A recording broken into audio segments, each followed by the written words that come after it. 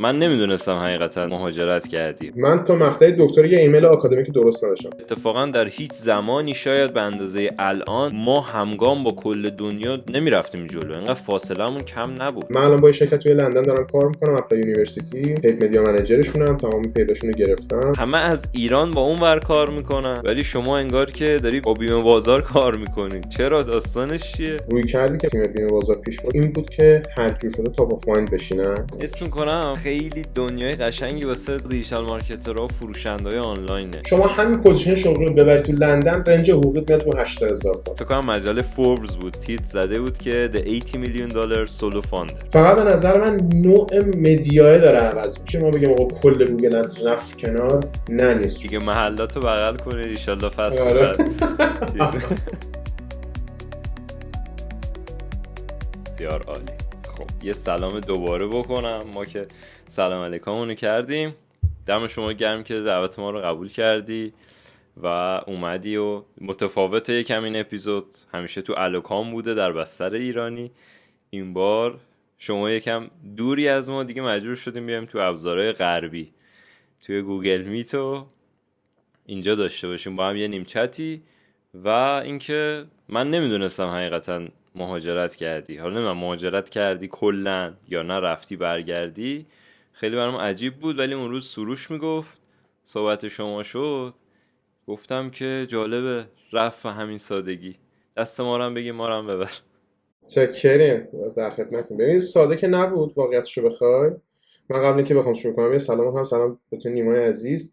دم شما گرم که گفتی، مرسی ازت، باعث افتخاره. یه صحبتی هم میکنیم باعث لذت.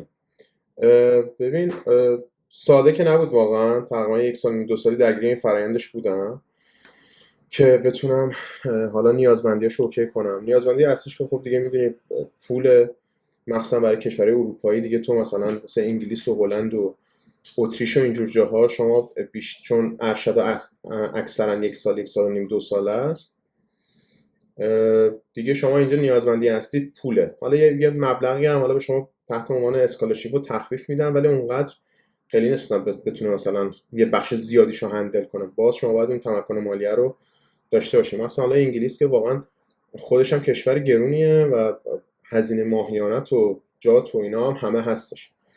تقریبا بخوام به کلی بگم 1 سال و نیم خیلی زیاد درگیرش بودم. اول واسه هلند اپلای کردم، یه 5-6 تا دانشگاه اونجا رو پذیرش رو گرفتم، ولی قسمت نبود برم اونجا. یعنی یه سری مدارکم حاضر نشد و پذیرش هم اونجا تمام شد دیگه.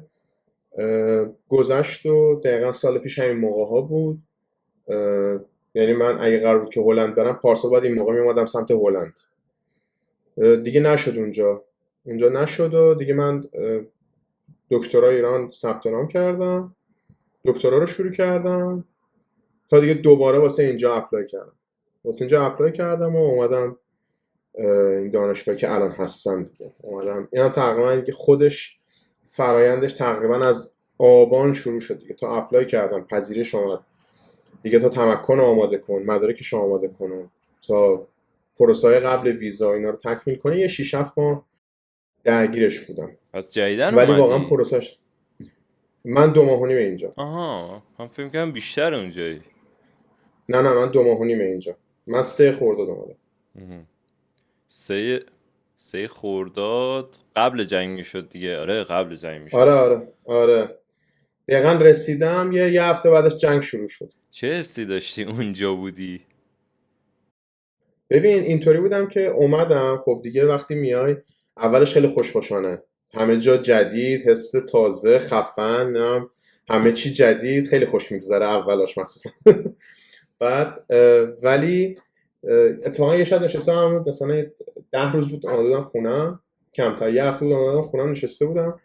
بعد گفتم دیگه چیزی نیست که خدا بخواد ما رو باش امتحان کنه. دیگه سخت‌ترین چیز تو زندگی من مهاجرت بود که اونم تیکشو زدم دیگه. این با حس و حال این کنار بیام دیگه تمومه، دیگه هیچی نیست من اذیت کنم. بعد دیدم یه شب داشتم میخوابیدم، خبرهای تلگرام خوندم، زد، اسرائیل زد. گفتم که ای بابا این زد که چی شد؟ و واقعا اون 10-12 روز واقعا بد بود، به خاطر اینکه فرض کن من با هیچ کسی نمیتونستم صحبت کنم، هیچ خبری ازشون نداشتم، ولی این وقت خبرهای تلگرامی و خبرهای اینستاگرامی همشون دم دستم بودن و خیلی بد بود واقعا.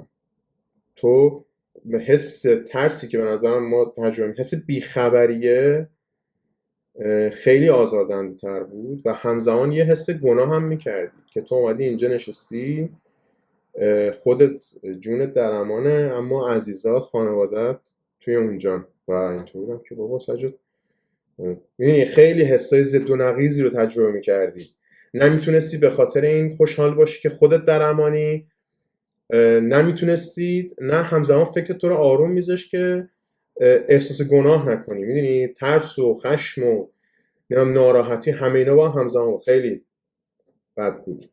اصلا خیلی عجیبه، چون من خودم بعضی شباش من حاجی مثلا تو اون دوران 7-8 تا وی پی ان میخریدم روزی که فقط وصل بشم به یک جایی. بعد وصل میشدی میومدی اینستاگرام، همه استوریا خالی، یعنی اصلا هیچ کس نبود. یادم فکر کنم تو هم پیام گذاشته بودی، بهت یه پیامی دادم. من چند تا بچه که میدونستم نیستن، یعنی خارج از ایرانن، گفتم آقا من یه کوچولو اینترنتی دارم، حالا یکی دو روز که منم قطع شدم کامل، ولی خیلی بد بود. نمیدونم، اینجا بودنش یه جور بده، اونجا بودنش که حالا من تجربه نکردم ولی اونم یه جور سخته دیگه. خیلی فشار میاره. ایرانی بودن هر جا میری هست باهات انگار. ببین ناراحتی دیگه، تو نمیتونی از محیط لذت ببری، همزمان تو مثلا میری یه جای قشنگو میبینی، مثلا اون اولاش که خیلی هم واسه همه چی جدید و جذابه، ولی اصلا نمیتونی از محیط لذت ببری و همش فکر درگیر خانواده‌ات، اونا چیکار میکنن و اصلا اینطوری که چرا من الان باید بیام از این محیط لذت ببرم وقتی خانواده‌ام تو فشارن. میدونی از این فشار روانی خیلی زیاد بود و اذیت میکرد، ولی حالا خدا رو شکر تمام شد دیگه. حالا مشخص نیست، اینم از اینجا خبرایی که به ما میرسه اینه که بعد 40، یعنی همین امروز فردا، خبرهای هست نیست نمیدونم. کارهای انشالله ما که رو نباشه. حواس همش دیگه. یعنی امروز بود فکر کنم یه خبری خوندم که مسئولای دولتی گفته بود دیگر جنگ نمیشود، مردم به زندگی عادی ادامه دهند. ممنونم واقعا دمتون گرم بابت این خبرهای خوب. ولی دیگه نمیدونم، ما یه جا داشتیم با بچه ها صحبت میکردیم که آقا چی کار کنیم، راهکار بحران و اینا. خیلی منطقی گفت آقا کار خاصی نمیتونی بکنی، شما باید 2-3 تا مودم اینترنت داشته باشی، 7-8 تا وی پی ان داشته باشی برای روزهایی که اگه اینطوری شد سعی کنی خودتو بس کنی، وگرنه کار خاصی نمیتونی بکنی. بعد ولی خب یه سمت دیگه هم نگاه کنی، مردم وقتی اینترنت ندارن، حالا تو داشته باش، کارت کلا لنگه دیگه. مثلا من سئو بکنم، تبلیغات کنم، برای کی؟ کسی اینترنت نداره اون چند روز. این داستاناییه که هست دیگه، نمیدونم چی کارش میشه کرد، ولی به هر حال ما ادامه میدیم.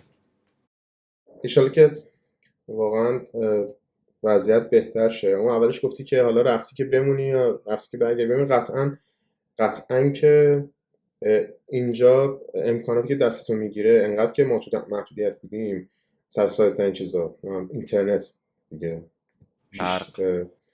برق حالا آره خیلی چیز ساده و ابتدایی. اینجا واقعا از خیلی جهات تو هیچ دغدغه استرس هیچی هیچی رو تجربه نمی‌کنی. اینجا بالاترین سرعت اینترنت تو دانشگاه، تو خونه، تو همه جا تو داری. قطعاً که اگه یه روزی واقعا شرایط بهتر شه، هیچ کس دوست نداره دور از خانواده‌اش باشه، هیچ کس دوست نداره از خانواده‌اش دور باشه. تو دوست داری که اون موفقیت لذتی که داری میبری رو به یه کسی نشون بدی، وگرنه تنهایی سوار شدنش که لذتی نداره واقعا. تنهایی دیدنش هیچ لذتی نداره. امیدوارم شاید بهتر شه. ایشالله که بهتر بشه. تو تحصیلی رفتی فکر کنم، الان لینکدین تو داشتم میدیدم. آره من تحصیلی اومدم، من ایران 95 مهندس صنایع قبول شدم، 99 فارغ التحصیل شدم، دوباره ارشد مهندس صنایع 99 ثبت نام کردم دانشگاه خارجی. ببخشید یه چیزی لابلای صحبتات، 95 دانشگاه رفتی؟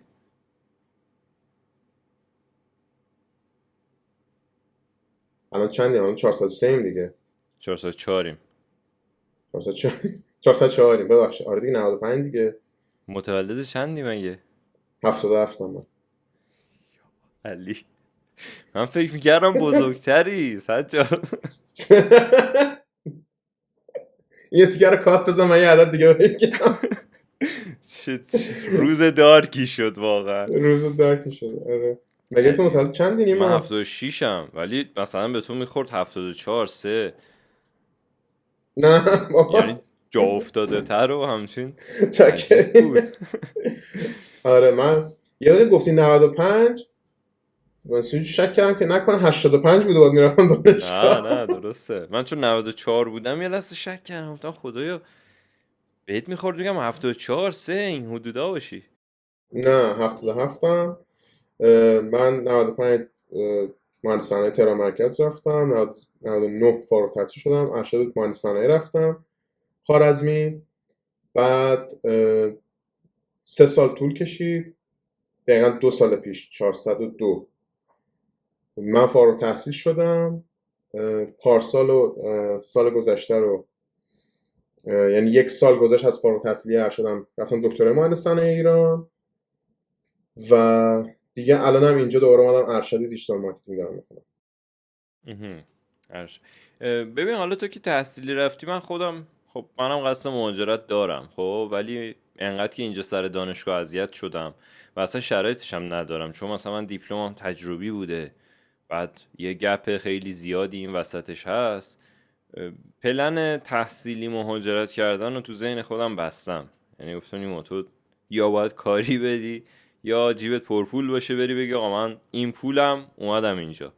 ولی حالا تو که تحصیلی رفتی، میخوام ببینم چقدر اونجا هنوز این داستان تحصیلات تو بازار کار کمک میکنه، اصلا کمک میکنه یا نه؟ ببین اولی که من یه چیزی بگم، اینجا تو کماکان با تحصیلی هم میتونی بیای، ولی گفتی که لیسانس تجربی داری. من دیپلمم تجربیه، بعدش از خب 94 که دانشگاه بودم تا الان یه دکترا دارم که اونم احتمالا مدرکشو نمیخوام بگیرم، میدونی، چون یه دردسرایی داره اصلا برام مهمم نیست. و در نتیجه از دید اونور انگار من یه دیپلمه تجربی هم که 10 سال هیچ درسی هم نخوندم. خب پس اینجا یه چالشی میخوری که خب پس اینجا ارشد رو احتمالا از دست میدی. آره دیگه احتمالا که آره دیگه ارشد رو از دست میدی، باید بری کارشناسی بکنی و حقیقتا برای تویی که توی بازار کار کردی تجربه داری، ارشدش هم اینجا برات اونقدر آورده خاصی نداره، صرفا از لحاظ اینکه بخوای بعد آکادمیک تو قوی تر کنی، ولی از نظر بعد کاری و تجربی چیزی برات به صورت خاصی نمیاره. من اینجا تحصیلی اومدم، کل طول ارشدم 1 ساله و اون 3 ماه آخرش هم پایان نامه است، یعنی کلا 9 ماه شما درس داری، ولی اینطوری که هر 6 هفته 2 تا ماژول بهت میدم و تو اون 2 تا ماژول شما 2 نوع کلاس داری، یکی سمینار یکی هم لکچر. تو لکچر استاد میاد چیز میکنه، توضیح میده سرفصلا رو، بعد برات مثلا 6 7 کتاب و سورس میذاره، مقاله، سورس، ژورنال، همه رو میذاره توی پلتفرم خود دانشگاه، شما میری دانلود میکنی.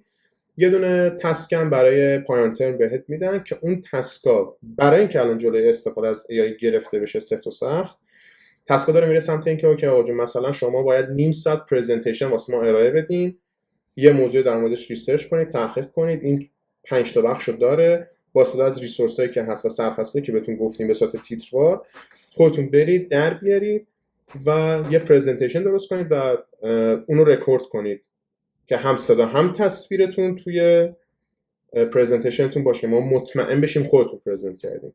یا اینکه پرزنتیشن سر کلاسه، چون اینجا چی باعث این اتفاق شد راستشو بخوای، من ترم قبل مثلا کسی که یه سال نیم قبل اینجا بودن پرسیدم، گفتم این واقعا انقدر سخت نبود نحوه ارزیابیشون و انقدر که از AI کپی پیست کردن، یعنی کپی پیست در این حد که ما ترم قبل یه پروژه داشتیم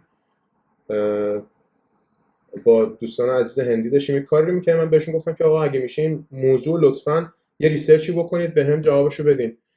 توی فایل نوتپد خود جواب جی پی تی رو عیناً کپی پیست کرده برام فرستاده بود. گفتم خب حداقل اینو تو داک میذاشتی که یه گوگل داک، یه ورد میذاشتی، نوتپد چی آخه؟ و حدس میزنم انقدر این اتفاق افتاده که دانشگاه رفته سمت این موضوع و داره نحوه ارزیابی و امتحان گرفتنش رو اینقدر سخت میکنه. ولی اگر نظر کاربردی بخوام بهت بگم، آره از لحاظ آکادمیکی باز بار تحصیل و بار یادگیریش همش رو دوش خودته، اما یه تفاوت به شدت بزرگ با ایران داره. من تا مقطع دکترا یه ایمیل آکادمیک درست نداشتم. یه مقاله می‌خواستی دانلود کنی، با این سایت‌ها باید می‌رفتی 400 500 یه تومن حداقل پول میدادی برای دانلود می‌کردی، یا مثلا کلی میگشتی دنبال یه سری سایت که بتونی مثلا مقاله ها رو بگیری. هیچ امکاناتی هم خب دانشگاه طبیعتا نمیده دیگه. تهش یه پورتال ریز بخواد از روی خود سامانه مثلا آموزشیار بزنه که تو مثلا بتونی بری مثلا تو ساینس داری بتونی 2 تا مقاله دانلود کنی. ولی خب اینجا اصلا روز اول که شما ثبت نامت رو انجام میدی، ایمیل آکادمیک بهت میدن و تو اون با اون ایمیل آکادمیک، مثلا با اون ایمیل آکادمیک 15 ماه رایگان جمنای گرفتم، جمنای پرو رو گرفتم، یا مثلا کل این ژورنالا رو شما میتونی بری باهاش ثبت نام کنی و مقاله ها رو تقریبا میتونم بگم بالای 70-80% مقاله ها رایگانه، یا اگرم پولی باشه با قیمت کمتری شما میتونی با مثلا 60-70% تخفیف میتونی بخریشون. و اینکه خود دانشگاه هم خیلی ژورنال اینجور چیزا میذاره، یعنی خود دانشگاه تو اون سایت مرتبط با درسی که داری میخونی برات کتاب و مقاله های مرتبطشو میذاره که مثلا سردرگم نشی، خیلی راحت بخونی. اینجا امکانات رو خیلی خوب در اختیار قرار میدن و هیچ محدودیتی نیست. هر جا گیر کنی با نفر اصلی درست، استادت، مدیر گروهت، رئیس دانشکده، رئیس بیزنس اسکول، تو میتونی جلسه شخصی بذاری، جلسه تک نفره بذاری، بری و ازش کمک بگیری که مثلا من الان اینو چیکار کنم، گیر کردم. یا خودشون کمکت میکنن، یا مستقیما وصل میکنن به دانشجوی دکترایی که تو این دانشگاه دارن درس میخونن، یا دانشجوی دکتراهایی که مثلا تو دانشگاه دیگه، مثلا دانشگاه منچستر دارن. تو میگه آقا مثلا این آیدی رو بهت میدم، این ایمیل رو میدم، با ایمیل آکادمیکت باشون ارتباط بگیر، به جوابتو میدم. و خیلی حس بهتریه درس خوندن، خیلی لذت بخش داره. ولی خب از نظر عملی بازار کار شما نمیتونی انتظار داشته باشی که صرفا با 1 سال اینجا درس خوندن بتونی بری توی بازار کاری کار بکنی که تازه رنج حقوقیش برای اینکه شما ویزای کاری بگیری شده 41,000 پوند سالیانه. یعنی 1 سال درس خوندن اینجا هیچ وقت مهارتی رو بهت نمیده که شما بتونی، یعنی یک سازمان اینقدر به شما کردیت بده که سالیانه 41,000 پوند به خاطر حقوق بده و اسپانسرشیپت بشه، اسپانسرت بشه که شما بتونی ویزای کاری بگیری. و من به وضوح میبینم که حتی با کسایی که ادعا میکنن اینجا ما متخصصن، نیروهای ایرانی واقعا، یعنی اون بچهای ایرانی که تو حوزه مارکتینگ بودن به مراتب آدمای توانمندتر و قدرتمندترین نسبت به هم لولیشون توی این کشور، واقعا قوی ترم. و اون همه محدودیت هایی که ما داریم خیلی جاها رو اینا به واسطه اینکه نداشتن، خیلی جاها به این فکر نکردن که آقا بخوان اینقدر مثل ما فشار بیارن که یه سری چیزا رو خیلی عمقی یاد بگیرن. و قشنگ شما تفاوت عملیاتی تو حس میکنی. تنها چیزی که میتونه داشته باشه این که اون چیزی که شما حالا عملیات گرفتی، 4 تا مقاله و کورس هم تو ایران گذروندی، اینجا دیگه بخوای خیلی چارچوب آکادمیک بهش بدی که وقتی مثلا میری توی پروژه خیالت راحت باشه آقا آکادمیک رو هم کنار ذهنت داری، یعنی کمبودی از این بابت نداری. ولی بابت بازار کار کمک خاصی بهت نمیکنه. چرا؟ چون فقط استراتژی داره بهت میگه، داره فریم ورک ها رو میگه، داره هیچ وقت نمیاد به تو به صورت عملیاتی ابزارهای وب ترکینگ رو یاد بده. میگه آقا برای اینکه مثلا شما بودین یه مدیا پلن بنویسی نیاز داره که یه سری متریکای عددی داشته، حالا این متریکای عددی ابزارش GA4 اینا هم متریکاست دیگه، حالا چی جوری در میاد دیگه خودت برو پیدا کن. یا حالا حداقل البته مثلا این ترم بعد یه ماژولی داریم که بحث وب آنالیتیکس هم مطرح میکنه، ولی باز هم من اونو پرسیدم بازم به این حد دیتیل و دیپ نمیره توی ماجرا، فقط صرفا لحاظ آکادمیک میاد بعد کاری تو تکمیل کنه. اگه اونقدر که مثلا واسه بازار کار آماده کنه اینطوری نیست. ترم بعد نمیتونی درخواست بدی که آقا من میتونم به جای استاد درس بدم به آنالیتیکس رو.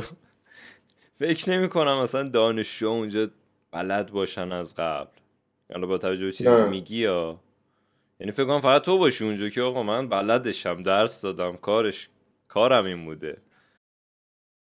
ببین راستشو بخوای همینه. آره خب تو اینجا حالا دانشگاهی که حالا مثلا دانشگاهی که من هستم من واسه اینجا اپلای کردم، واسه دانشگاه منچستر هم اپلای کردم، واسه دانشگاه لیورپول هم اپلای کردم، پذیرش اونا هم گرفتم. ولی خب دانشگاه مثلا لیورپول هزینه یک سال تحصیل مارکتینگش حدود 33,000 پونده، فقط تحصیلش یک سالش. من کل تحصیلم و هزینه 9 ماه زندگیم اینجا 30,000 پوند نشه، حدود مثلا 19,000 تا شد. خب این اختلافش خیلی زیاده. من محیط اون دانشگاه رو ندیدم که سطح دانشجو چقدر بالاتره ولی فکر نمی کنم که مثلا کسی باشه که انقدر سابقه کار داشته باشه. تو دانشگاه ما که حداقل نیستش و دانشجوها صفرن دیگه، تهش مثلا یه ارشد تو کشور خودشون داشته باشن و حالا اومده باشن اینجا ارشد دومشون گرفته باشن. ولی خب اینکه بگیم آقا مثلا بازار کار تخصصی تجربه داشتن، نه اینطوری نیستش. خیلی خوشحال میشم حقیقتا با یکی دو سه تا بچهای دیگه هم که پروژه با اون ور انجام میدادن صحبت میکردم.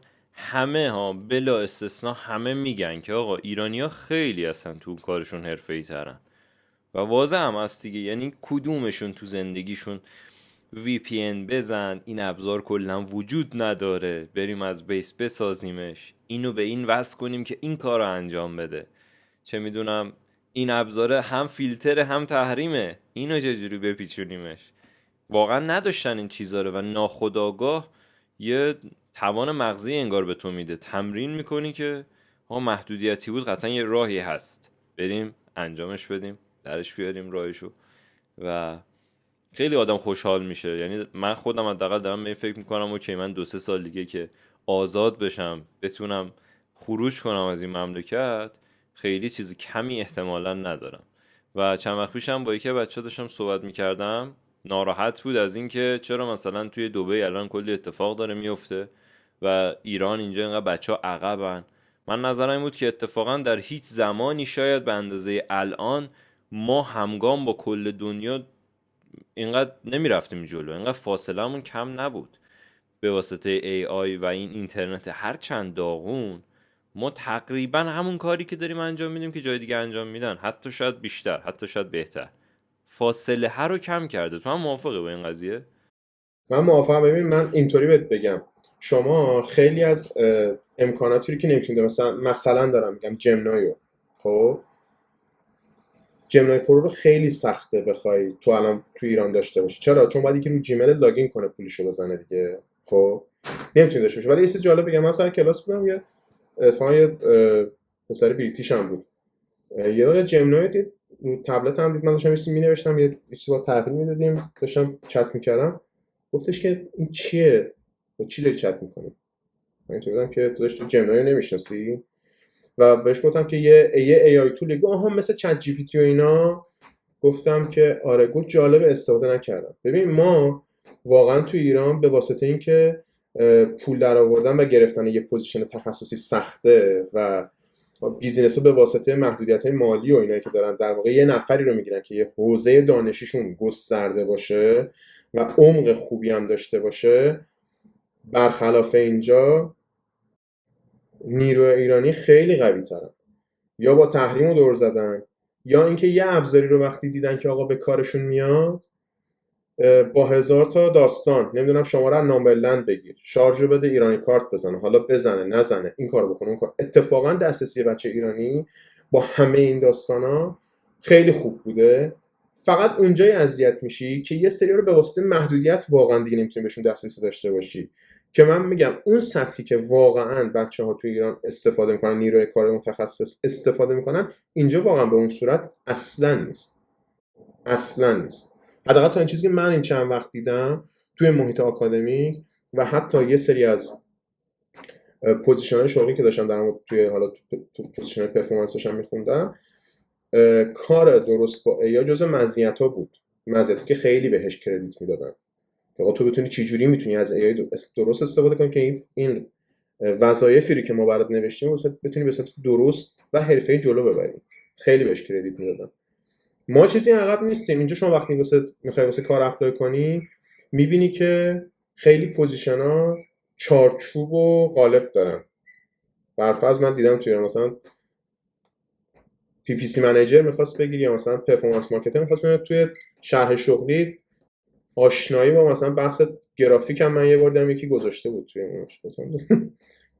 گرافیک دیگه آخه پرفورمنس گرافیک رو برای چی باید بدونم آخه من نمیدونم. ولی اینجا خیلی چیزه، یعنی شما اینجا حتی من شما رو پوزیشن پرفورمنس وقتی اپلای میکنی یا برای پی پی سی اپلای میکنی، از 10 تا 4 تا 5 تا رو میبینی که نوشته آقا با تگ منیجر آنالیتیکس بلد باشی. چرا؟ چون اون تگ منیجر آنالیتیکس رو گهگاه میدن یه شرکت دیگه و نیروهای اون شرکت انجام میدن و خروجی رو تو میگیری میاری تو پنل پی پی سی. یعنی در این حتی حد واقعا تا این حد یه سری شرکت آره تا این حد بعضن اینکه تو بلد باشی بتونی استفاده کنی رپ بدی خیلی کردیت میاره رو تا. یعنی میگن آقا این عجب آدم خفنیه که پی پی سی که بلده 4 تا ابزار ترکینگ هم بلده، ریپورت هم میتونه اینطوری بده، خیلی واسط مزیته. 5 تا مثلا 5 شرکت هم تو میبینی که آقا جزء ریکوایرمنتشون نوشتن که آقا تک منیجر آنالیتیکس و توانایی ترکینگ و دانش ترکینگ رو داشته باشی. ولی یه سری هم هستن نه، میگه آقا جون صرفا پنل رو بلد باشی. ولی خب نیازمندی هایی که سر پنل میذاره خیلی زیاده. یعنی پی پی سی منیجری که متا رو بلد باشه، لینکدین رو بلد باشه، گوگل ادز رو بلد باشه، هر پنلی که قابلیت پید شدن رو داشته باشه رو میگه باید بلد باشی و بیشتر تمرکزت رو میبره روی باجت الوکیشن، میبره روی بهبود رؤس و بهینه‌سازی مداوم. تمرکز از روی ترکینگ برمیداره، میگه آقا من این تمرکز میدم به یه سازمان حتی بیرون از آژانس خودم هم نفر نمیگیرم، میدم یه آژانس بیرونی دیگه اون انجام بده. تو این تفاوت‌ها رو میبینی توی پوزیشن شغلی اینجا. پس چیزی که من متوجه شدم، من اینو چون خیلی با همه بحث میکنم، من خودم یه آدم جنرالیستم تقریبا. یعنی هیچ وقت که نه، شاید مثلا تا 3 سال پیش میگفتم آقا من سئو کارم، سئو رو بلدم، ولی از 3-4 سال پیش الان این شکلی هم که نه سئو کارم، نه سی آر او کارم، نه طراحی سایت، من همه چی یه دستی زدم. و به نظر خودم تو ایران این خیلی مزیته، خیلی مزیته. یعنی یه سری پروژه من دارم که اگر این نبود نمیشد واقعا. ولی احساسم اینه که اونور اسپشیالیستوره، یعنی تو باید تخصصی باشی آقا دیگه. این که سرت این ور اونور به جنبه به درد ما نمیخوره، به چسب همون کار خودت اون آره کار رو انجام بده. آره اینجا خیلی براش مهمتره که تو یه شاخه رو خیلی دیپ باشی و واقعا هم رو اون پول میدن. پروژه بزرگ میاد سمتت، باجت های بزرگ میاد سمتت و براشون مزیت ها. حتی اینجا شما سمت های شغلی رو میبینید که آقا نوشته فقط گوگل ادز منیجر، فقط. یعنی حتی پی پی سی هم نه که بگه 4 تا پنل دیگه هم بیا چیز کن، خب فقط گوگل ادز. و وقتی چیزاشو میبینی، ریکوایرمنتاشو میبینی خیلی دیتیل شده، خیلی ریز شده و یه چیزو خیلی عمقی میخوان که بلد باشی، حتی اگه یه چیز باشه. قطعا واسه پوزیشن های منیجری، واسه پرفورمنس مارکتینگ منیجر بودن یا واسه سی ام او، حالا سی ام او که خیلی بیشتر، سی ام او رو من در مورد صحبت نمی کنم، ولی در مورد پوزیشن های منیجری مثلا 4 تا مهارت رو میخواد که به شدت تو دیپ شده باشی و مینویسه، میگه آقا برای این 4 تا مهارت حداقل من نیاز دارم که تو 5 سال سابقه کار مرتبط داشته باشی. مثلا تو اینجا میخوای واسه یه ایجنسی اپلای کنی، مینویسه میگه ببین علاوه بر اینکه من میخوام تو حداقل 5 سال سابقه کار مرتبط تو فاز دیجیتال داشته باشی، میخوام که 4 سال تو آژانس کار کرده باشی که وقتی اومد اینجا 20 تا کلاینت اومد دستت، 10 تا کلاینت اومد دستت، توانایی هندل کردن 10 تا کلاینت همزمان رو با هم داشته باشی، پنیک نکنی یهو نتونی کارو برسونی. میدونی اینطوری هم مینویسن گهگاه، من دیدم تو. جالبه. من خالم آمریکاست، بعد تعریف میکرد معلم زبانه توی یه مجموعه ای. بعد تعریف میکرد که یه روز اومدیم کامپیوتر دیدم 2-3 نفر جمع شدن دور سر کامپیوتر مجموعه و میگن این خراب شده، صبر کنیم زنگ زدیم مسئول آیتیش بیاد درست کنه. و خاله من گفته یه لحظه وایسید، میگه یه ریستارتی کردم، 2 تا فیشاشو چک کردم فلان اینا، درست شد. بعد میگه یه تعجبی کردن، گفتن واو تو چطوری تونستی، مگه مدرکی داری، دانشگاه رفتی؟ گفته نه بابا من کامپیوتر دیگه، استفاده روزمره است. و واقعا از هر کی میشنوی داستان همینه. و خب یه جهاتی آدم خوشحال میکنه، یه جهاتی هم ناراحت، که واقعا حیفه که ما اینقدر کانکت نیستیم به اون اکوسیستم اونور، نمیتونیم استفاده کنیم. حالا خیلی بچه دارن یه راههایی میزنن، یه دورایی میزنن که بتونی بیشتر بچه ایرانی با اونور کار بکنن، ولی خب همیشه اون دردسر هست دیگه متاسفانه، و این چالشش هست. حالا تو خیلی جالبه که برعکسشو داری انجام میدی. من برای این خیلی سوال و چالش دارم. همه از ایران با اون ور کار میکنن، یعنی به ریال خرج میکنن به دلار در میارن، ولی شما انگار که داری به پوند خرج میکنی ولی با بیمه بازار کار میکنی. چرا؟ داستانش چیه؟ ببین خب من ایران بودم، خب پوزیشن اصلیم که تو بیمه بازار بود. با تیم امیر جباری عزیز، واقعا تیم خفن و کاردرست حرفه‌ای داره، من خودشم خیلی یاد گرفتم. با بیمه بازار کار می‌کردم، کنارش هم چند تا پروژه داشتم و خب اه، کارو می‌بردم جلو دیگه. مجموعه که باشون کار میکردم لطف داشتن که آقا راضی بودن به هر حال از کاری که ما هم کرده بودیم. گفتم آقا اگه رفتی هم ما باز اوکی هستیم که باز بتونیم با هم دور کاری کار کنیم. اینجا اومدم خب حالا یه پولی هم شما باید با اینجا به عنوان تمکن مالی ارائه بدی که بدونن آقا من توانایی هندل کردن هزینه های زندگیم رو دارم. حالا اون تمکنه بود و وقتی من اومدم سعی کردم پروژه هم داشته باشم دیگه. شنبه یک شنبه ها رو، چون اولش وقتی میای اونقدر هم شاید جای رو نشست که بخوای بری، تمرکز تو میذاری صرفا سر کارات و کاری که باید سریع انجام بدی، چون مثلا حالا دانشگاه اینجا هم یه ذره عقب جلو بشه تو ویزات به مشکل میخوری، بعدا باید بری با هوم آفیس سرکله بزنی. من ترجیح این بود که پروژه هایی که دارم و مخصوصا بیمه بازار رو نگه دارم، به خاطر اینکه بیمه بازار چالشی که داره بزرگه و کارهایی که با تیمش آدم انجام میده کارهای تخصصیه و خیلی ازش یاد میگیری. و برای من حضور توی اون تیم قوی یه پوینت مثبت واسه خودمه که هم بتونم با استعداد دسترسی که اینجا دارم بتونم یه سری کارا براشون انجام بدم، همین که صحبت باهاشون همیشه برای من جنبه یادگیری رو داشته و همیشه دیدم و نسبت به یه سری مسائل باز کرده و واقعا از این داستان لذت می‌بردم. آره خب ریال در آوردن پوند هزینه کردن یکم داستانه. شما نهایتا بتونی اینجا مثلا هزینه مثلا خورد و خوراک 2 ماه تو نهایتا مثلا 600 700 پوند 1000 پوند مثلا بتونی از ایران بیاری، ولی خب اینجا شما الان اگه بخوای بری کار جنرال بکنی هم باز نهایتا با ویزای دانشجویی نهایتا 20 ساعت در هفته میتونی کار کنی و اونم نهایتا 1100 پوند دستتون میگیره. کار تخصصی اینجا من الان با یه شرکت توی لندن دارم کار میکنم، اپلای یونیورسیتی. اونجا بحث پید مدیا منیجرشونم، تمام پیداشون رو گرفتم، متا، لینکدین، خود گوگل ادز. حالا دارم سعی میکنم بقیه چنلاشون هم متناسب با نیازی که دارم بیارم تو بازی، اما خب اونم دورکاره و اونقدری هم من زمان، حالا حداقل الان توی این بازه زمانی که هستم اونقدر من زمان نمیگیری که بخوام همه زمانم بزنم واسه اون بقیه رو بزنم کنار. به خاطر همین با اونم دارم کار میکنم، پیش میبرم جلو تا اونجا که بتونم. با بیمه بازارم دارم کار میکنم، حالا کنارش خود بحث اینجا بیشتر اون بوده این که آقا با اون تیم حرفه‌ای تو بتونی در ارتباط باشی و خودتو همه جوره آپدیت نگه داری. آره، اینکه تو اصلا اونور هستی و یه سری محدودیت ها رو احتمالاً حتی بتونی نداری طبیعتا، یعنی یه سری ابزار احتمالاً برای تو بازه و میتونی استفاده کنی. و صنعت بیمه هم به نظر من، حالا کار نکردم ولی جذابه، ریزکاریاشو، مدل تبلیغشو، استراتژیاشو، اینا.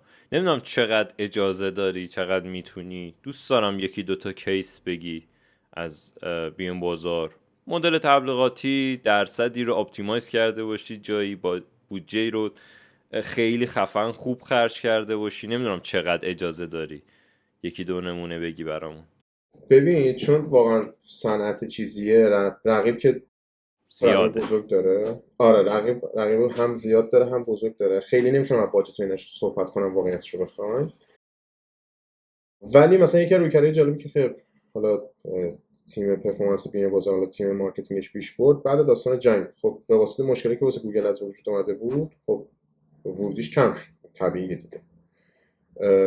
و خب روی کردی که بچه‌ها تیم بیمه بازار پیش برد این بود که هر جور شده تاپ آف مایند بشینن و تمرکز رو خیلی بیشتر بردیم سمت این که از هر داشبوردی که داخل ایران میتونیم استفاده کنیم برای اینکه برند بیمه بازار دیده بشه رو استفاده کنیم، حتی تی وی سی، حتی تبلیغات رادیویی.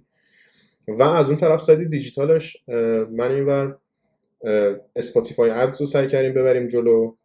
شما مثلا اسپاتیفای یه فیچر جالبی که داریم که شما میتونی تارگت کنی آقا مثلا یوزرای فلان کشور که این 10 تا خواننده رو جزء پلی لیستاشون دارن. خیلی تارگتینگ جالبی داره. آره سعی کردیم که هر جور که شده تمام چنلایی که با ما میتونن ما رو نمایش بدن و یا حتی برامون یوزر بیارن رو بیاریم تو بازی و بعد ارزیابیش می‌کنیم که اصلا اینا برای ما میصرفن، صرفه دارن یا ندارن. خب سایت دیجیتالش که چیزی که سمت من بود، خب علاوه بر گوگل ادز نشستیم صحبت کردیم با مدیر تیم اون، نشستیم صحبت کردیم و گفتش که خب اگه میتونیم چنل‌های دیگه غیر گوگل ادز رو بیاریم تو بازی، بریم درشون بیاریم. و خب چند تا پنل دیگه رو امتحان کردیم، یه سریاش کاربردی بود، یه سریاش نبود. به غیر از گوگل ادز سعی کردیم مثلا سمت بینگ ادز بریم. بینگ ادز یک کپی زشت و ناکارآمد از گوگل ادز، واقعا همون پنل گوگل ادز شما کپی میکنی، ناکارآمدتر میشه بینگ ادز. بعد اسپاتیفای ادز اومد، هنوز درگیرشیم. بحث وریفای کردنش به شدت سخته، یعنی حتی کارتای خودم هم اینجا رد میکرد با هزار زور و بدبختی و نمیدونم یه شرکت پیدا کن که بتونه شارژ اینو بزنه، بعد مثلا شماره مالیاتشو بده. یعنی حتی مثلا تو پنلش میگه آقا تو مثلا موارد مالیاتی و اطلاعات شرکت رو ندی، من اصلا نمیذارم تو چیز کنی. میتونم بگم گوگل ادز خیلی به ما حال میده واقعا. گوگل توی ایران اولا که به راحتی میتونه بفهمه که آقا بازم این کمپین داره تو ایران لانچ میشه، هیچ مشکلی براش نداره، ولی با این حال هم خیلی داره به ما حال میده که میذاره ازش پنلش استفاده کنیم. بحث اسپاتیفای ادز بود، ادرول بود، توییتر بود. یه سری‌ها شد، یه سری‌هاش نشد، یه سری پرفورمنس داره بهتر میشه، داره میگیره، ولی خب یه سریش هم اول گذاشتیم کنار و دیدیم که این داستان تاپ آف مایند نشستن و روی کرده امنی چنلیه خیلی خوب داره جواب میده. دم بچه تیم بیمه بازار گرم، آفلاین آنلاین و گرافیکشون تونستن ماجرا رو هندل کنن بعد جنگ و تونستن شرط برگردونن.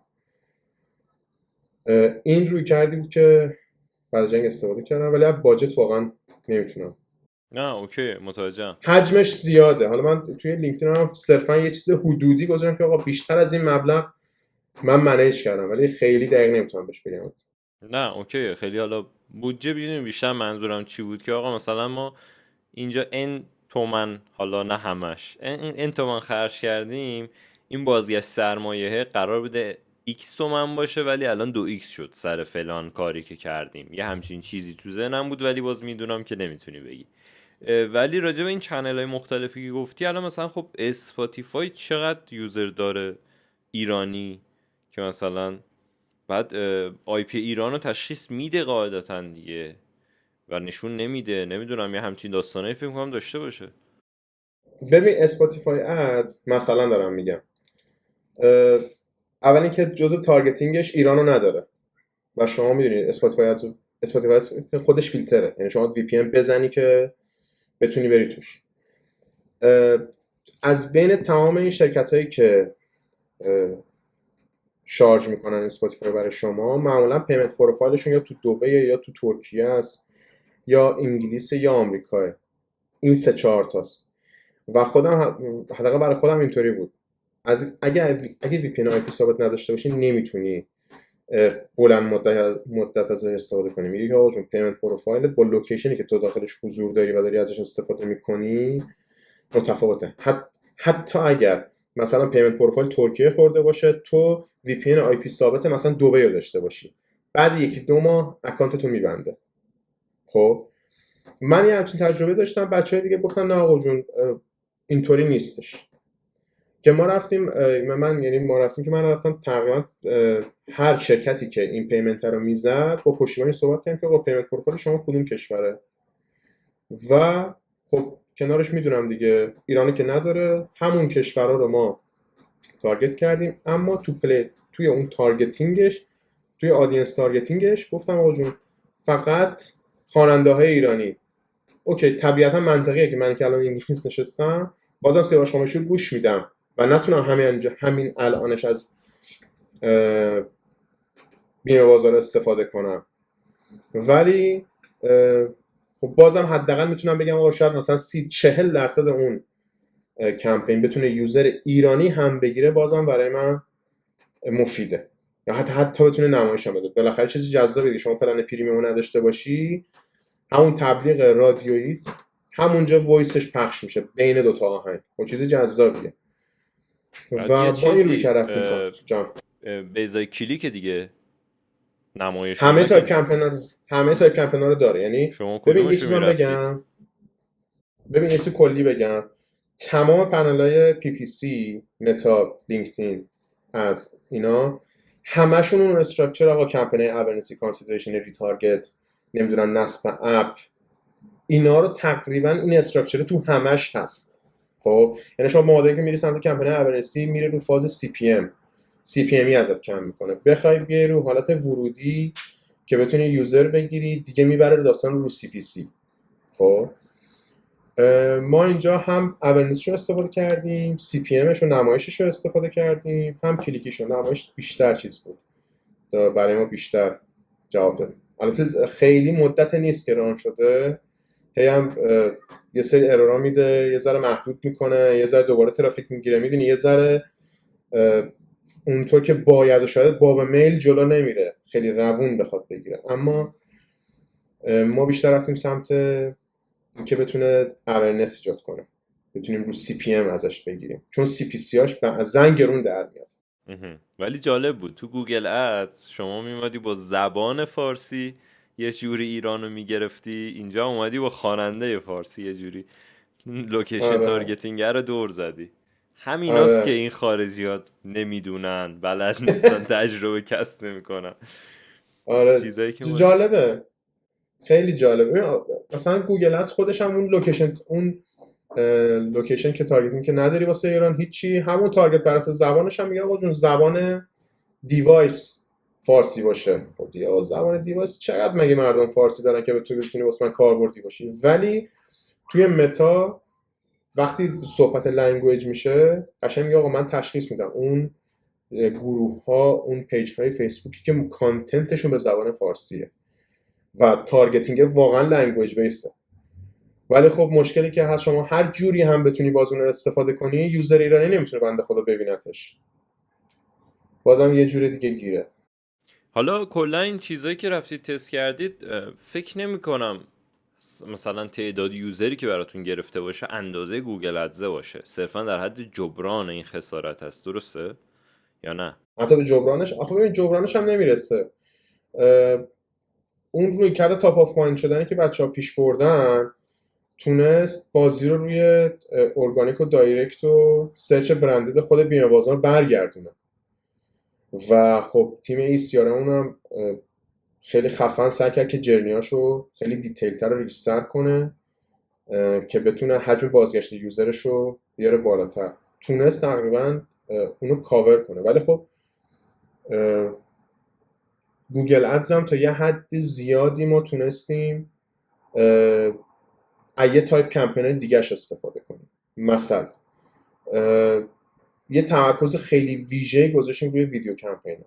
چرا؟ چون مطمئن بودیم آقا یوزر که توی یوتیوب ما رو ببینه 100% دیگه وی پی ان رو داره، اگه کلیک کنه 100% میاد تو. و خب ویدیو کمپین رو خیلی تمرکز بیشتری روشون گذاشتیم، یعنی در راستای همون تاپ آف مایند نشستنه خود ویدیو کمپین 7 تا ساب تایپ کمپین داره. ما تقریبا از همش استفاده کردیم، هم با استراتژی آدینسی هم با استراتژی چنل سلکشن که یه سری چنل رو مستقیما تارگت کردیم که تبلیغ بره همونجا نمایش پیدا کنه. سعی کردیم هزینه ها رو یه جور دیگه با یه تایپ کمپین های دیگه، حالا در کنار سرچ، در کنار پرفورمنس مکس، یه ذره انتقال بدیم روی تایپ کمپین های دیگه، خیلی دیتیل ترش کنیم، خیلی ریسترش کنیم که بتونیم اون نمایشه رو حداقل بگیریم. اگر داره مثلا نمایش تو سرچ کم میشه، ما بتونیم اون نمایشه رو جای دیگه به یوزر خودمون نشون بدیم. و فرایند کلیش خب دیگه خود بهتر میدونی یوتیوب کمپین اونقدر برات نمیاد خیلی خرید عجیب غریب بزنه. نمیگم نمیزنه ها، میزنه، ولی اونقدر خیلی عجیب غریب بیاد جبران مافات کنه واقعا نمیکنه. ولی خب حجم نمایشش وقتی مرتبط باشه میتونه اسیست کنه چنل‌های دیگه تو بیاره بالا و خب اینطوری برگشت. به جز اینا گفتی توییتر و اینا هم رفتی توییتر کمپینی لانچ کردید خیلی نچرال ارگانیک یا نه اونم ادزشو دوباره چک کردید؟ اونم ادزشو که البته یه روز رام بود، روز بعد فلگ زد، کلا کنسل. کلا کنسل. خیلی چیز شد، خیلی حتی داستان شارژ زدنش هم خیلی سخت بود، طوری که بچه راتین بنده خدا با اپل پی آخر سر تونستن شارژشو بزنن. یکیشون گیفت فرستاد، روی اون گیفته با اپل پی شارژشو زدن و حتی ما بجه وریفیکیشنش هم گرفتیم، ولی تا اکانت وریفای شد گفتش که تمام سندهای مالیتون رو بفرستید، سندهای ثبت شرکت و مالیتون همه رو بفرستید. چون همه اول میپرسه که حوزه کاری شرکت چیه، مالی بیمه است چیه، تو چه حوزه‌ایه. یه سری که اصلا نمیذاره بری سمتش، مثلا حوزه قمار و گمبلینگ و اینا رو اصلا. این حوزه های مالی هم خیلی روشون سفت و سخت میگیرن که آقا چیز کنیم، مدارک رو بدیم. ما تو کمپینش رو ساختیم، از اینجا من ساختم، همه رو فلگ زد. حوزه هم آخه حوزه حساسیه دیگه، یعنی یه جورایی همون وایل گوگل میشه، با پول و اینطور چیزا در ارتباط دیگه، حق داشته خدایی. آره ولی آره از آره. توییتری که این که گفتی قمار ممنوعه برام عجیب بود. توییتر همه چیش بازه، یعنی جزء معدود سوشالاییه که عملا هیچ چیزی توش ممنوع نیست از نظر کانتنت و محتوا. از نظر تبلیغ، آها از نظر تبلیغش نیست. ادورتایزینگاشون ببین، تو هر پنل پی پی سی رو باز کنی اون پالیسی خیلی سنگینی روی همه این حوزه ها دارن. یعنی من میتونم بگم اگه پالیسی هاشون بیشتر از گوگل ادز نباشه، کمتر هم نیست، همونقدر سفت و سخت میگیرن. آقا یه سوال، یه سناریو فرضی الان به ذهنم رسید. فرض کن یه سایت بت داری، چجوری دیجیتالش رو تبلیغ میکنی؟ چه چنلی باز هست برات؟ ببین اصلا این که تو بری اسپانسر 4 تا از این خزوخیلای اینستاگرامی بشی، آخه یه دورش گذشت به نظرم. یعنی اون روش خیلی خوبی بود، یه دونشون رو پیدا میکردی، میگفتی تو هندونه رو با پیتزا قاطی کن بخور، تهش هم بگو مثلا نیما بت. این قبول. الان باید چیکار کنه کسی که چنین بیزینسی داره؟ و خب هستن تو کشورهای خارجی، زیادم هستن. چنلی به ذهنت ببین میرسه؟ الان واقعا چنلی تو ذهنم نیست، یعنی حداقل این چیزایی که من چند وقت باشون کار کردم میدونم از نزدیکشون هم رد چی، ازت کلی مدرک و اینا میخوان. آره ببین مثلا من میخوام یه چیز بگم، شاید تو بتونی مثلا با ارائه مدارک اینا وریفای بکنی. چرا؟ ببین چرا دارم اینو میگم. من زمانی که HTM بودم، خب اونجا یه سری اکانتای تک اعتیادی بودن. خب وقتی گوگل اینا رو محدود میکرد، یک چیزی که میگفت این بود که آقا چون شما اگه مدارکت واسه ما آپلود کنی و ما بدیم شما واقعا این روش ترکی که داری ارائه میدی پشتوانه علمی داشته باشه، ما مدارک پزشکی و ثبتی تو ببینیم، اجازه میدیم که کار بکنی. و تنها لوکیشنی که ساپورت میکرد امریکا بود و یه سری کشور، دو تا کشور اروپایی، یکیش همین انگلیس بود، UK و US بودن فکر کنم فقط، که شما اگر یک کلینیک ترک اعتیاد می‌داشتی که مدارکت رو آپلود می‌کردی، به شما اجازه میداد که بحث ادورتایزینگ رو ببرید جلو. فکر میکنم که اینجا هم همینطور باشه، یعنی واسه این حوزه ها هم تو اگر آپلود کنی مدارکت رو میتونی بری. چون حتی گوگل ادزی که ساسپند میکرد اکانت ها رو، وقتی شما بهش نامه میزدی و میگفتی که آقا باز کن، میگفتش که یکی از مراحل باز کردن که من مدارک تو رو داشته باشم. بررسی کنم تو کی هستی چی هستی. خب و شاید بشه با آپلود کردن اون مدارک تو بتونی یه نفسی واسه خودت بخری و اونا هم مطمئن باشن که آقا تو اگر یه جا پاتو خطا گذاشتی، پول مردم رو بالا کشیدی، بتونن پیدات کنن و حالا اعمال قانونت کنن، یعنی یه جوری بشناسنت واقعا. بیشتر بیشتر اینجا خیلی رو اون ترسشون به بود نظرم، شناساییه. ترسشون از همینه، یعنی از کلاهبرداری است. وگرنه خود بتو من الان سرچ زدم آقا، تو گوگل میزنی بت کلی سایته. آره من آره ترسشون احساس میکنم از اونه که تو بپیچونی، پس یعنی مدارک بدی اکثرا اوکی میشه. بحث فراد دیتکشن دیگه. تو اونا مطمئن شن که آقا تو جیب مردم خالی نی. مثلا سایتی که آوردی بالا اینطوری نیست که اطلاعات کارتشون رو بگیری بعداً خالیشون کنی.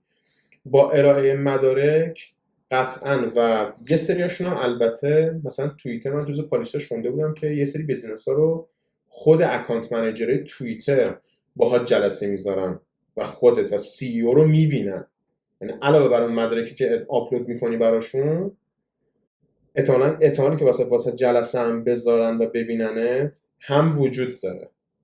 بیشتر اون بحث کلاهبرداری هست دیگه، وگرنه خود الان داره میگه خیلی از سایت های بت هستن که حالا ادورتایزینگ نه ولی داره روشون سئو میشه دیگه. آره اصلا الان سرچ کردم پره و به سادگی هرچه تمامتر.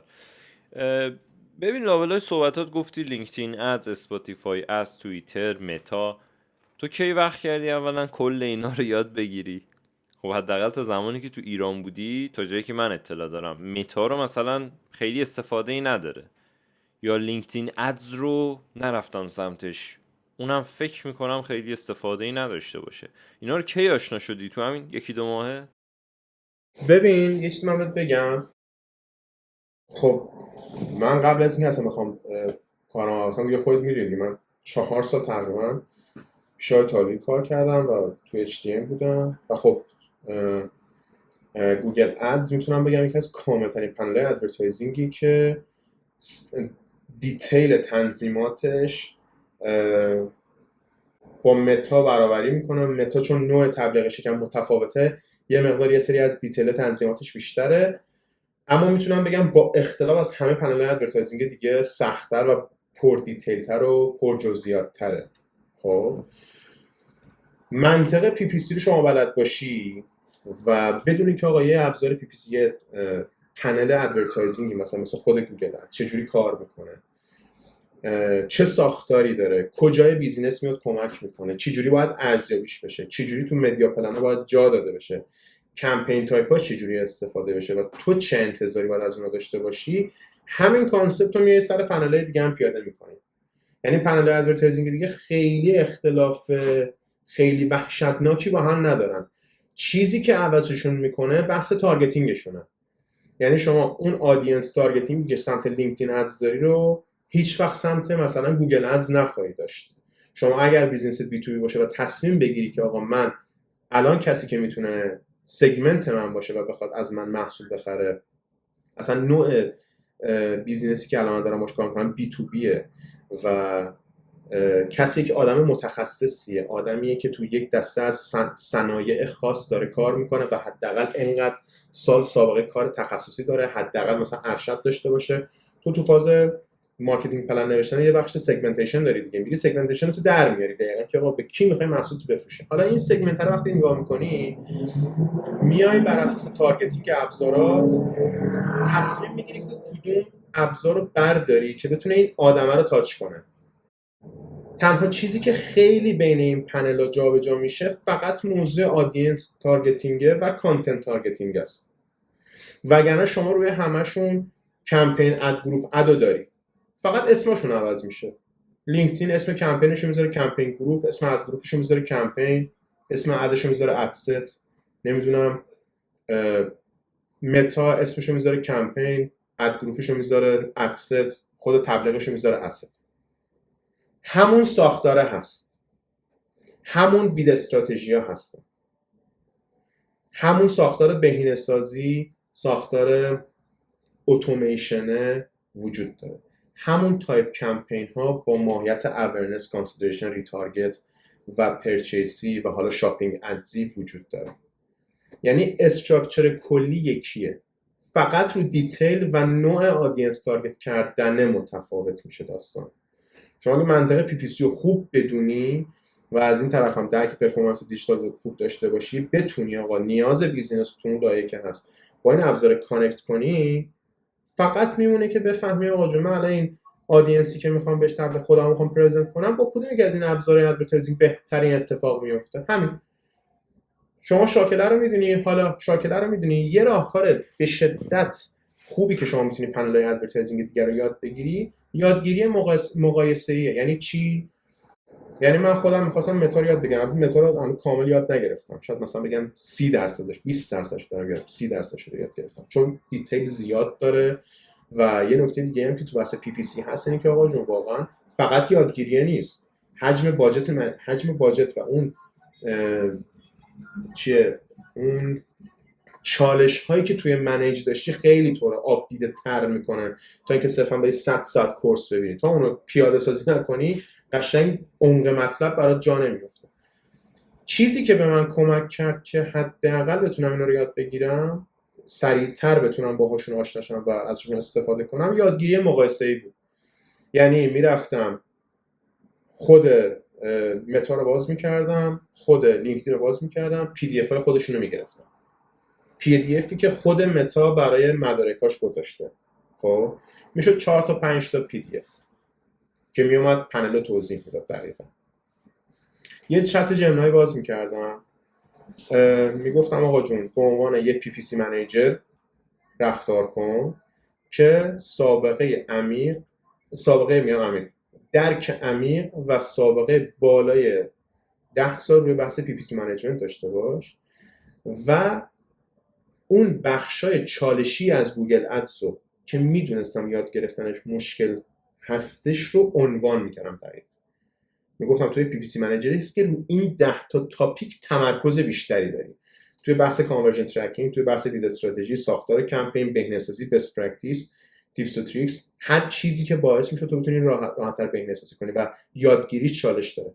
میگفتم آقا جون تو فرض کن رو اینا تسلط داری، حالا بیا بهم متا رو یاد بده بر اساس این داکیومنت هایی که من از خود متا دارم بهت میدم. یعنی من اینجا با دادن سورس خیال خودم رو از اون معتبر بودن اون دیتا هم راحت میکردم که نره هر دیتا رو از هر جایی برداره بیاره بهم بده. میگفتم حالا اینو برای من مقایسه کن، اصلا بگم مثلا چه میدونم متا ادز آیا آکشن داره، ادرنک داره نداره، و دقیقاً میومد مقایسه میگم ببین مثلا توی گوگل ادز و کمپین اد گروپ اد داری، اینجا کمپین اسست داری. خب این سریع تو ذهن تو جا مثلا یه چیزی بحث بید استراتژی‌ها 6 تا بید استراتژی داشت، میگفتم اینا رو سعی کن مثلا با گوگل ادز مقایسه کنی، چون گوگل ادز دیگه کاملا برام جا افتاده بود. اینکه یه مقایسه می‌کنم آقا منطق همونه، فقط اسم عوض شده و اینطوری تو خیلی راحت میتونی اون حوزه توانایی تو گسترش بدی، مخصوصا با این AI که اومده دیگه. عملا محدودیت لازم، آره محدودیتی از جانب یادگیری نداری تو هیچ چیزی. من خودم جمنای واسه این نوع یادگیری ها خیلی استفاده میکنم، واقعا ترجیح 100 میدم جی پی تی رو. واقعا من روی سری حوزه دیگه واقعا قبولش ندارم. توی حوزه کد نویسی به نظرم پادشاه AI کلاد AI قوی ترین، من میتونم بدون شک بگم قوی ترین AI توی بحث کد نویسی بدون شک بوده. من پلن 100 پوندیشم واسه یه پروژه تحلیل دیتا استفاده کردم، تا 13 دقیقه داشت کد می‌نوشت. یعنی شما اگر AI رو پیدا کردید تو 13 دقیقه نان استاپ کد بنویسه، واقعا جایزه میدم. هیچ کدوم من نتونستم جز کلاد پیدا کنم و اون زمانی که من درگیر اون پروژه میتونم بگم 35 تا فقط هزینه AI مختلف کردم، از پرپلکسیتی بگیر، کلاد بگیر، جی پی تی بگیر، گروک بگیر. اون تو کد نویسی قوی. توی بحث آموزش، بحث مقایسه کردن، بحث این که تو بتونی چند تا حوزه دانشی رو ترکیب کنی، نوتبوک الم و جمنای واقعا بی‌نظیره. مثلا نوتبوک الم که اگه شما پلن پریمیوم داشته باشی تا 300 تا سورس رو بهش میتونی بدی، تو 300 تا پی دی اف، ویدیو، سایت، هر چی میخوای بدی و یه چیز سرچ میکنی، یه چیز سوال میپرسی که از کلش بهت منحرف شدیم وسط پی پی تی نه اومدیم. اوکی. اوکیه، ولی ایده‌تو من خیلی دوست داشتم، چون خود من تقریبا الان دارم وارد وایب کدینگ میشم واسه خیلی از کارا. مثلا الان خیلی زوم کردم رو بحث N8 و اتوماسیون و اینطور چیزا، واسه خیلی از کارا میتونی انجام بدی. من همیشه این مشکل رو داشتم که آقا ابزار رو معمولا اینا خوب بلد نیستن.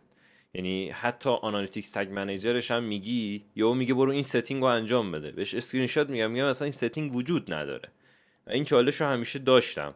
حواسم نبود که میتونم آقا داکیومنت ها رو بگیرم بدم بهش میتونه بفهمه. داکیومنت ها رو بهش بده. آره. آره داکیومنت ها رو بده. و من یه توصیه بکنم توی این ابزارا، توی حل کردن مشکل تو ابزارا به نظرم جمنای از همه بهتر میتونه تشخیص بده کی کجاست. بازم یه سری جا اشتباه میزنه ولی خیلی نسبتش کمتره. یعنی راهنمایی که بهت میکنه توی ابزارهای فنی و حل کردن مشکل، من جمنای از همه بهتر دیدم. خیلی بهتر میفهمه. من منم چند تا اتفاقا مشکل از توی موقعی که خودت گفتی و یه اتفاق جالبی افتاد. 2 هفته پیش رفتم آرایشگاه، یه مرد آرایشگر خیلی دور از تکنولوژی بود و دوستش اومد توی آرایشگاه و صحبت داشتن میکردن همونطوری که سر ما رو میزد و اینا. و به دوستش برگشت گفت آقا این چت جی پی تی من خیلی احمق شده فلان، این هوش مصنوعی چیه تو داری، بیا واسه منم نصب کن.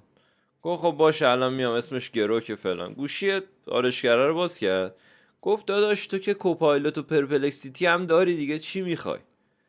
یه لحظه من اونجا این شکلی نگاه کردم، گفتم چرا من تا الان فقط چسبیدم به چت جی پی تی و جمنای، بعد آرایشگرم که اصلا کارش این نیست 3 تا ای آی ردیف کرده تو گوشیش، یه جای کار میلنگه. همون روز اومدم هر چی بود و دانلود کردم، پرپلکسیتی و کلاد و گروک و جمنای. و بعد تو اونجا هم گفتی جمنای پرو گرفتنی سخته. ما الان 1 سالشو داریم، نوتبوک LM پرو رو هم داریم. آره آره با آی پی همون آمریکا طرح زدیم. چیز بود دیگه. همون آره طرح همون دقیقه من رو همون گرفتم. آره 2 هفته بعدش فقط اونو کرد با ایمیل آکادمیک. خب آفرین، اونم تو ایران. حالا شما چون رفتی دیگه این تاباوری این وریا رو نداری. اونم 2 هفته بعدش که بچه های ما دقیقا بهش گفتم و رسید دید آقا نمیشه. مثل اینکه شما $1 میدادی یه ایمیل آکادمیک موقت جنریت میشد از یه سایتی، میزدی میگرفتی و زد و گرفت. آقا این آره تاباوری که گفته همینه ها. من اینجا دلم دقیقا. خوش بود ایمیل آکادمیک دارم با $1 16,000 پوند رو زنده کردی. نه اصلا. و ما تو این فکر بودیم که خب بیایم چند تا اکانت بگیریم، جیمیل بسازیم، اینو دسترسی بدیم، بعد بفروشیمش با قیمت چیزتر. و خلاصه که الان پروشو دارم من. چیزی که میگی حالا جی پی تی 5 که این اخیرا اومد، تو هم احساس نارضایتی داری ازش من اصلا یا ازش استفاده نکردم. کلا اصلا استفاده نگرفتم. نکردی دیگه؟ ببین من جی پی تی رو چجوری استفاده میکردم. من یه دوستی داشتم تو HTM، یه بنده خدایی بود اسم مرشاد اسفندی، اسمشو میارم اینجا، امیدوارم که حالش خوب باشه. من اون موقع درگیر پروژه پایان‌نامه ارشدم بودم، باید مرشادو کد فکر نویسی کنم می‌کردم. بشناسمش به تو چهره. تخفیفانه گفتی HTM؟ بود 2 سال و نیم پیش. آها خب پس هیچی نمیشه اشتباه مهرشاد کردم. اسفندی الان تو تخفیفانه. 2 سالی از تو تخفیفانه. آره اون خیلی گیک این داستانا بود. یه به من پیام داد که سچه این مشکل کد نویسی یه جی پی تی اومده میتونه حل کنه. بعد این پیام شب من داشتم میخوابیدم، پیام نگاه کردم گفتم ببینم چیه، یه سرچ کردم همین آفلاینش آوردم بالا. من اون موقع در پروژه پایان‌نامه‌ام در مورد چیز بود، پایان‌نامه ارشد ایرانم در مورد دیتا دریون اتریبیوشن مدل‌ها بود. بعد گفتم میتونی یه کد پایتون بهم بدی؟ نوشتم دیدم کد داد. گفتم چه جالبه این اوایلش کد بود. همون یه ماه اومده بود بیرون، 1 ماه اومده بود بیرون. ببین در این حد بود که من میخواستم بهش دیتا ست اکسل بدم، CSV سیوش میکردم، CSV رو تو نوتپد باز میکردم، نوتپد رو کپی پیست میکردم به جی پی تی میدادم که بفهمه دیتا ست رو، و دمش هم گرم میفهمید واقعا. از اون موقع داشتم و تا مثلا بگم 1 سال پیش هر ماه من جی پی تی رو میخریدم، هر ماه. تا کار به کجا رسید، من پرپلکسیتی رو گرفتم و بعدش کلاد رو گرفتم. پرپلکسیتی تازه اون موقع تنها گروک هنوز نیومده بود. این که حرفی دارم میزنم مثلا همین شهریور مهر سال پیشه، 1 سال پیش گروک هنوز نیومده بود. پرپلکسیتی تنها AI بود که سرچ میزد، سرچ رو تحلیل میکرد و تحلیل رو به تو میداد و همزمان API به کلاد هم میزد، تو میتونستی از کلاد هم استفاده کنی. دیدم چقدر قویه. اونجا بود که من یه ذره از GPT سرد شدم. بعد رفتم با کلاد کد کار کردم، اونم دیدم چقدر کد نویسیش قویه که دیگه GPT رو کلا گذاشتم کنار. الان تو کدوما رو میخری اگه بخوای این شکلی بگی؟ من الان بخوام خب واسه دیپ ریسرچ، واسه بحث دیپ ریسرچ جمنای فوق العاده است. شما یه پرامپت کامل بهش بده، یومی 450 تا سایت رو میره، یه مقاله بهت میده، کل اون موضوع رو ریسرچ میکنه. تو بحث دیپ ریسرچ به نظر من نفر اول جمنای واقعا قویه. با این حجم پولی که داری میدی رایگان داری هیچی. حالا ممکنه الان گروک مثلا گروک 4 آمده اشتراکش ماهیانه 300 پونده.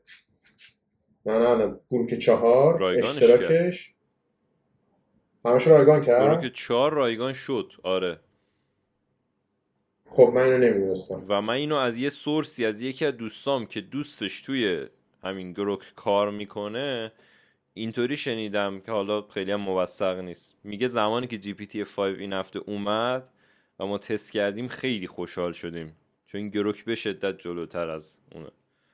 حالا این چیزیه که میگن. گروک واقعا قویه. گروک خودش خیلی جذابه، مثلا یه شخصیت کولی داره، خیلی باحاله. کامپنین مودش خیلی خفنه. خیلی خفنه. آره خیلی خفنه. من جمنای اولویت میذارم تو این داستان برای بحث دیپ ریسرچ و کلا بحث یادگیری این حرفا. خیلی فوق العاده عمل میکنه، مخصوصا تو تکست فارسی. توی بحث کد نویسی کلاد بی‌نظیره. 3 تا پلن داره، 20 پوند، 100 پوند، 200 پوند که اون 100 پوندیش واقعا قویه، فوق العاده بی‌نظیره. مخصوصا زمانی که شما یه پروژه رو ببرید جلو که این پروژه نیاز به خروجی‌های مداوم داره که تو هی نالجش رو قوی‌تر کنی بری یه چت دیگه. من از بین AI ها کلاد رو دیدم که تعریف پروژهش به شدت توش خوب بود. یعنی شما یه پروژه تعریف می‌کنی، نالج رو بهش میدی، چت بر اساس اون نالج کلیه میره جلو و هر یه چتی رو که میکنی میتونی خروجی اون چت رو خودش PDF میکنه، اد میکنه به نالجش. چت بعدی با دانسته های جدیدتر نسبت به چت قبلیه و چت قبلیه هم میفهمه. و یکی از آپدیتی که الان داده تو میتونی بهش بگی آقا تو چت قبلی که من تو 10 روز گذشته داشتم اولویتام کدوم بوده، بیا لیستشون کن. این از این نظر فوق العاده است. و دیگه چیزی الان تو ذهنم یه پرپلکسیتی گروکه، با همین دوتا کار در میاد به نظر من، حتی اگه بخوای وایت کدینگ بکنی. خب این چیزی که میگی کلاد خیلی جذاب شد ولی اون 100 پوندیش نه متاسفانه. همون 20 پوندش هم خیلی خوب. 20 پوندیش با 100 پوندیش فقط توی بحث اون توکن خروجیشه که چقدر بیشتر میتونه به تو خروجی بده. همین از نظر توانایی انجینش یکیه. 20 پوندی 100 پوندی انجینشون یکیه. اینجا نوشته که 5x or 20x more usage per session. این 100 پوندیش، 100 دلاریش. البته اینجا دلاره. چه جالب. higher output limit, early access to advanced feature اینا. اوکی پس 17 اوکی. چون من اتفاقا یکی دیگه دوستام هم همینطوری چیز بود، خیلی ناراضی بود از چت جی پی تی. اونم گفتم میخوام برم سمت کلاد. گفتم حالا آره من کلاد 2 تا پروژه باش انجام دادم و فوق العاده بود. ما یه بار می‌خواستیم اتوماسیون رو چیز کنیم، اتوماسیون رو می‌خواستیم با سایت انجام بدیم، اینتگریتش کنیم و نیروی فنیمون یه ذره مشکل داشت سر این داستان و میگفتش که این کارش واسه من راحت. من با تیم زبلان رفتم جلسه، اون فانکشن‌های کلیشو بهم گفت آقا مثلا این فانکشن‌ها رو باید توی کدای چیزات رعایت کنی، تو کاستومایی که داری می‌نویسی، کاستوم جاوا اسکریپت که داری می‌نویسی، این فانکشن‌ها باید باشه. من همون چیزی که یاد گرفته بودم و اومدم به جمنای به کلاد دادم و استپ به استپ فانل رو اینسپکت میگرفتم، اسکرین شات میدادم به جمنای، میگفتم ببین من الان این مثلا میخوام یه جاوا اسکریپت بنویسیم مثلا اد تو کارت با این ایونت اتریبیوت ها، سعی کن با این فانکشن رو بنویسید. به شدت تمیز و درست مینوشت و ما مثلا چیزی که با 20 25 تا واسه ما میتونست هزینه برداره رو و مثلا یک ماه هم میگفتن طول میکشه، 20 روز تا یک ماه طول میکشه رو 2 روزه من با کلاد با 20 پوند، اون موقع ایران بودم، یعنی آبان سال پیش، آبان آذر سال پیش بود، کارش انجام دادم. تازه اون موقع کلادم انقدر قوی نبود، اون موقع کلاد 3.7 سنت بود، الان کلاد 4.1 اومده و خیلی قوی انجامش داد. و یه پروژه دیگه هم که من باش انجام دادم، اونو با 100 پوندیش بردم جلو و به شدت بی‌نظیر بود، بحث دیتا دریون اتریبیوشن مدل بود با متد آماری LSTM. کاری که ما کردیم این بود که ما باید یه دیتا ست اولیه متناسب با این مدل آماریه میساختیم. خب هر مدل آماری یه دیتا ست اولیه با ساختار به خصوص خودش رو قبول میکنه دیگه، و این دیتا رو ما با صورت خام میگرفتیم. ما متابیس و اینجور چیزا نداشتیم تو اون پروژه که بخوایم دیتا رو خام از متابیس بگیریم. فکرم به کجا رسید؟ فکرم به اینجا رسید که اون دیتا رو خام از بیگ‌کوئری بگیریم. کاری که کردیم، چون شما وقتی که بیگ‌کوئری رو به GA4 وصل می‌کنید، صرفا یه تیبل ساده از دیتای GA4 میاد رو بیگ‌کوئری میشینه. علی ایزدی زمانی که GA4 پریده بود اومد یه آموزش گذاشت که چجوری میتونید دیتای خودتون رو از بیگ‌کوئری خروجی بگیرید و بکاپش رو بگیرید. من رفتم اونو دیده بودم، دیتای خودم از اونطوری بکاپ گرفته بودم. یادم بود که توی اون فرآیندی که علی ایزدی عزیز پیش برده بود، اینطوری بود که زمانی که یه سری کد نوشته بود توی گوگل کلاب ران میکرد، اتنتیکیشن گوگل رو فعال میکرد، API میزد، دیتا خام از J4 میکشید بیرون، یه نسخه رو توی بیگ‌کوئری سیو میکرد، همونجا هم گوگل کلاب بهت یه خروجی CSV اکسل مانندم بهت میداد. من اون یادم بود. چیکار کردم؟ گفتم اوکی، رفتم اون ویدیو رو دیدم، از گوگل کلاود کنسول API مربوط که API GA4 رو و اتنتیکیشنش رو فعال کردم، یه سری کدای جیسون و API کی ایناش هم فعال کردم همه رو. اون ساختار کلی که فرآیند اتنتیکیشن و درخواست دیتا از GA4 رو می‌خواست بگیره رو من از کد علی ایزدی برداشتم، دادم به کلاد، گفتم ببین این ساختار کد گرفتن از ساختار دیتا گرفتن از GA4، لطفاً اون موقع دیپ تینکینگش اومده بود، وب ریسرچش هم تازه اومده بود کلاد. گفتم برو LSTM، و منم خودم یه سری مقاله داشتم، خودم یه سری چیزا یاد گرفته بودم، پروژه خودم هم بهش دادم تا اونجا که رسیده بودم. گفتم بر اساس اینا برو اون ساختار دیتایی که من واسه دیتا دریون اتریبیوشن مدل نیاز دارم و که این ساختار دیتایی بتونه LSTM پیاده سازی بشه رو، برو این دیتا ستش رو از چیز بگیر، یعنی کد پایتونی رو بنویس که اول فرآیند اتنتیکیشن رو ببره جلو و بعد بتونه اون ساختار دیتا رو برات اوکی کنه. و خودش دیپ ریسرچ کرد، مقالات رو دید، منم یه سری مقاله های ساینس دایرکت تا جای دیگه رو واسش دانلود کردم بهش دادم. یه کد پایتونی رو نوشت که این کد پایتونی این بود که وقتی که تو گوگل کلاب ران می‌کردی درخواست میداد GA4، اتنتیکیشنش درست میشد، میرفت متناسب با پیش نیاز LSTM یه دیتا استراکچر رو در می آورد، درخواستش به GA4 میداد، اون دیتا استراکچر رو سیو میکرد، می آورد تو بیگ‌کوئری میذاشت. و اونجا من واقعا به توانایی کلاد ایمان آوردم و برای حل اون دوباره یه کد پایتون دیگه نوشت که LSTM رو اون سوار میکرد و تو گوگل کلاب رانش میکرد و ما جواب گرفتیم. اسم میکنم خیلی دنیای قشنگی واسه مارکترها و دیجیتال مارکترها و فروشندهای آنلاینه، چون ببین همیشه ماها گیر بچهای برنامه نویس بودیم، همیشه هر فیچری، هر حرکتی، یه خط کد حتی، اینو باید از اونا میگرفتیم. ولی خب بچه برنامه نویس به تنهایی کار خاصی نمیتونن بکنن، همیشه نیاز به یک کسی هست که براشون بفروشه، مارکتینگ کنه. و الان واقعا ما میتونیم یه حرکتایی بزنیم و عملا خیلی هم نیاز نیست، بیشتر به نظرمون خوره بودنه و پیگیر بودن است. یعنی تو این فرآیندی که تو میگی اون فکر رو استدلال میخواد با خوره بودن، بشینی اینو درش بیاری و هزینه، واقعا هزینه هاش هم سنگین. آره اینم هست. حالا من اتفاقا دیروز پیروز یه چیز داشتم میخوندم راجع به این استارتاپ بیس 44 هست، نمیدونم شنیدی یا نه. نه نشد. تبلیغش تو یوتیوب چند وقت بود خیلی میومد، بعد یه پست تو اینستا دیدم رفتم خوندم. آقا طرف 2024 حدود 6-7 ماه پیش میاد با وایب کدینگ یک وبسایتی میزنه که شما پرامپت میدی اپلیکیشن تحویل میگیری. 1 نفر آدم. و این استارتاپ رو بعد 6 ماه به 400,000 تا یوزر رسونده و ویکس اومده 80 میلیون دلار خریدش. و فکر کنم مجله فوربس بود تیت زده بود که the 80 میلیون دلار سولو فاندر، یعنی سولو فاندر 80 میلیون دلاری و رقم عجیبه ها. و این اصلا یه دنیای جدید و یه عصر جدیدیه که به نظرم اتفاقا همین صحبتی که کردیم یه جنرالیست میطلبه این وسط، نه کسی که فقط سرش تو کار خودشه. باید تو 6-7 تا ببین حوزه رو حوزه چیز های کنی. دانشجو رو بدونی دیگه. آره. آره بدونی که آقا جون کدوم حوزه کجا به کارت میاد، تو زمان خودش بری اونو تا تهش رو تا یه جایی بری تو بتونی خروجی تو بگیری. آره و خیلی عجیبه. حالا من میگم خودم بیشتر این صحبت هم که کردیم سر AI ها بیشتر رو NATN الان خیلی زومم و واقعا جمنای و چت جی پی تی تا اینجا ناامیدم کردن. خیلی احمقن، خیلی احمقن. یعنی مخصوصا که یه مکالمه توی بحث کد نویسی توی درک اون کاری که من میخوام بکنم و کدی که میده، مثلا بهش میگم آقا اینپوت اینه، قراره به چنین اوتپوتی برسم، کدی که دادی این بوده، اینجاش این مشکل داری، اینو درست کن.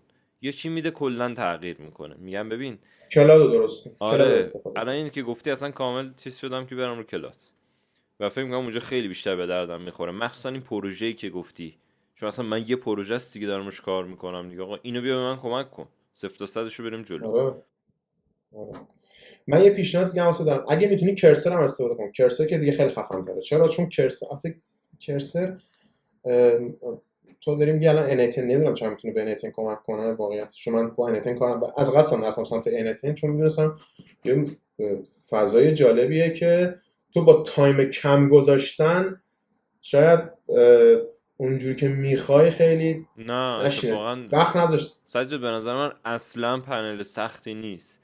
یعنی کسی مثل تو که متا ادز و گوگل ادز و اینا کار کرده چیزی نیست، یه درگ دراپ ساده است و باقیش واقعا همین، یعنی صرفا باقیش کار من اینه که اسکرین شات ستینگشو چی بذارم، اسکرین شات اینجا چیکار کنم. من که اصلا صفر فنی، صفر برنامه نویسی، یه درگ دراپ ساده است. من میگم اینجا این میخوام باشه، بعد میخوام این کارو بکنم و اصلا چیز پیچیده ای نیست. فکر نکن که باید بشینی مفصل یاد بگیری، نه. 2 تا API همون اول میگیری از این مدل‌های AI اوپن روتر، بهش کانکت میکنی دیگه. اون مهمترین عضو اون داستانه. 2-3 تا API اوتنتیکیشن از این چیزا و واقعا چیز سختی نیست به نظرم. قطعا به درد تو میخوره و خیلی هم برات ساده. آره خیلی برات ساده است. واسه ران کردن اولیه‌اش البته اونو من بلد نیستم، من از یه سایت ایرانی سرویسشو میخرم چون پولیه اونم، ولی حالا دیگه داستانش این شکلیه. آقا یه سوالی وسط بحثمون خیلی منحرف شد یادم رفت، بین گوگل ادز و متا ادز کدوم انتخاب میکنی؟ بستگی به هدف تو. اگه بخوای بستگی داره رو نگی، یعنی صرفا سر فیچرش، قدرت تبدیلش، کانورژن ریتش. چون ببین فرض کن یه هدف کمپینه که حالا بین دوتاش هم میتونی اجرا بکنی. گوگل ادز الان یکم حس میکنم جایگاهش در خطره. اتفاقا اینم میخواستم بدونم نظر تو، یعنی با این AI overview و اینا که کلا اصلا حجم کلیک اومده پایین، یکم این داستان این ورش یه جوریه که انگار دیگه نیازی به کلیک نیست. احساس میکنم کانورژنه داره میاد پایین. حالا کانورژن منظورم CTR کلیکش. ولی تو فیسبوک و حالا جای این شکلی خیلی حس میکنم دیتای بیشتری از تو داره. یعنی با توجه به کانتنتی که داری میبینی یه چیزی میندازه وسط که خیلی ممکنه علاقه‌مند باشی. یکم بررسیشون کن. حالا من خیلی کار نکردم. یه چیزی که به نظرم قطعا تو 1-2 سال آینده میاد بحث AI Ads 100 به نظر من میاد اصلا بدون شک. یعنی شما الان همونطوری که خیلی از این AI داره جای تو میچرخه، جستجو میکنه، یوزر برات میگیره و چون بحث حالا مختلف سئویی اومده که آقا چجوری میتونیم حالا محتوا یا حالا هر کاری بکنیم که ساجست این AI ما باشه و نظر ارگانیک. قطعا AI Ads هم میاد. بدون شک. و اونم قطعا ساختارش و نوع درآمدزاییش و همینش قطعا متفاوت میشه و فرق خواهد کرد. ولی از نظر قدرت پنل ببین بستگی داره تو نمیتونی حذف کنی. مثلا دارم بهت بگم ببین تو کشور حوزه خلیج فارس مثلا دبی و مثلا عمان و اینا من خیلی شنیدم که آقا اون حجم استفاده که شما میتونی از متا و فیسبوک کنی و اون مقبولیتی که واسه تبلیغات ایجنسی ها ازش استفاده میکنن اون متا بیشتر جواب میده.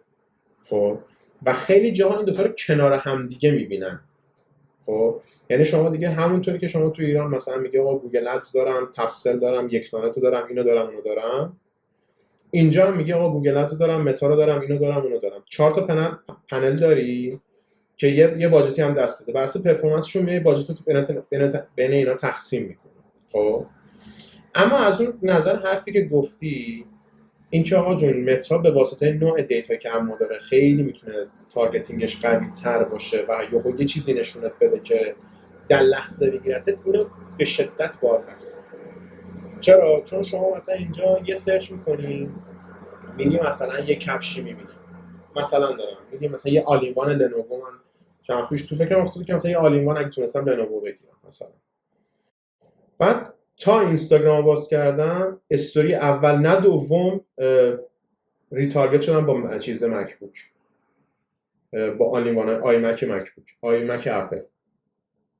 به شدت سریع میگیره، سیگنالاتو خیلی سریع میگیره و اتفاقا اینجا اون محتواهایی که توی استوری و ریلزاشون استفاده میکنن و جذاب باشه احتمال کلیک تو خیلی زیاده.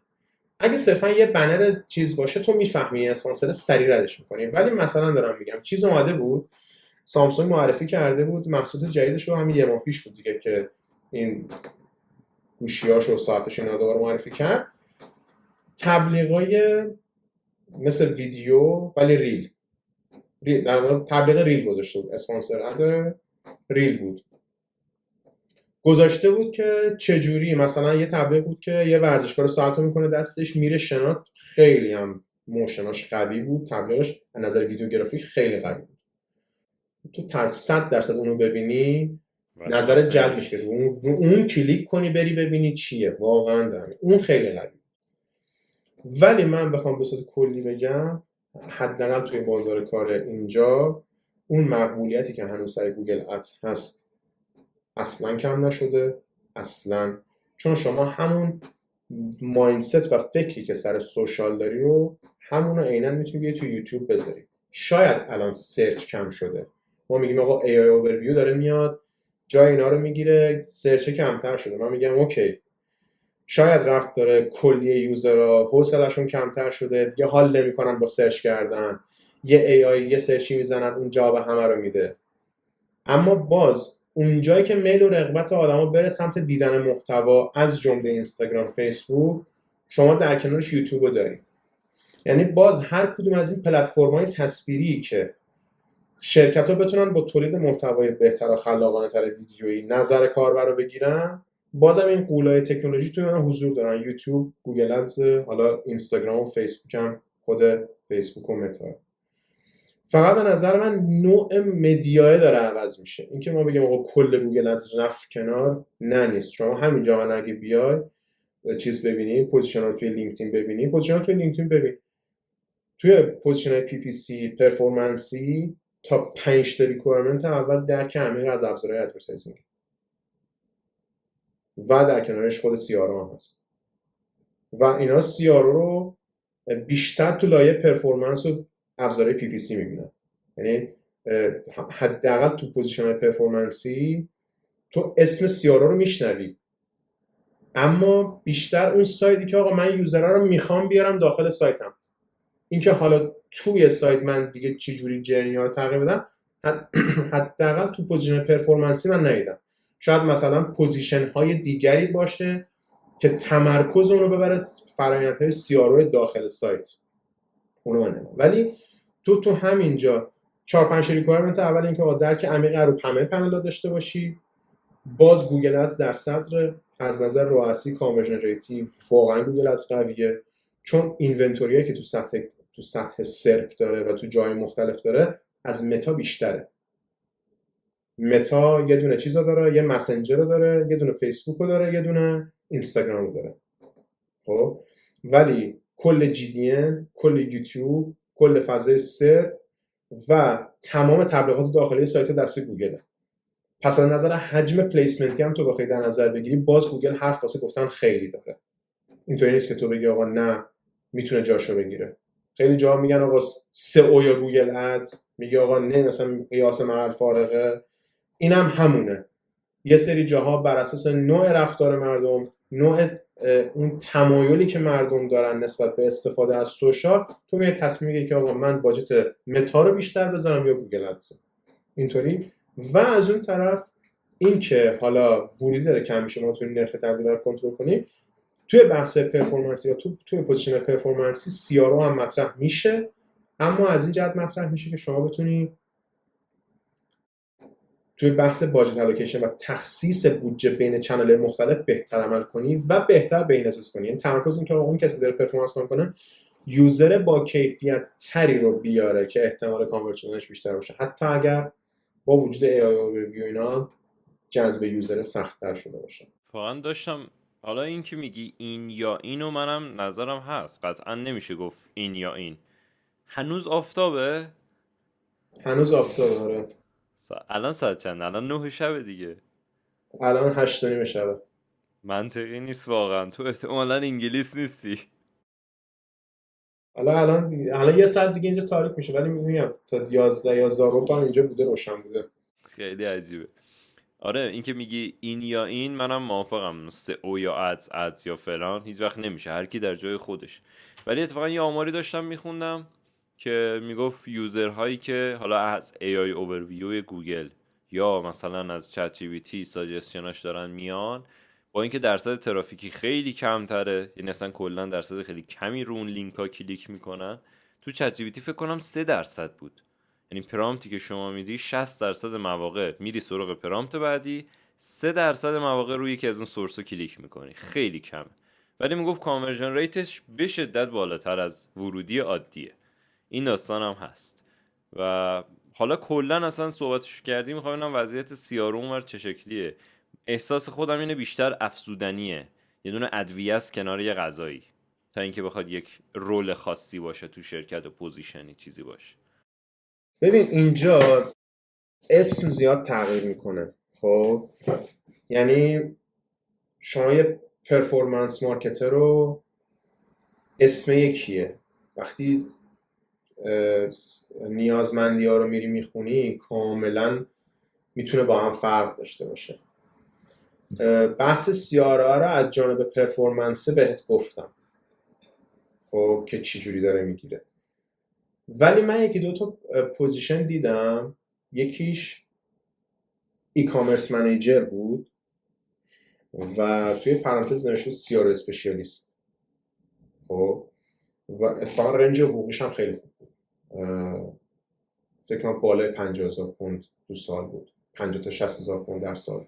یه سوال، این قیمتایی که داری میگی احساسم اینه خیلی کمه یا نه من اشتباه میکنم؟ شما دیگه سقف درآمدی رو زدی، این عدد برات کمه.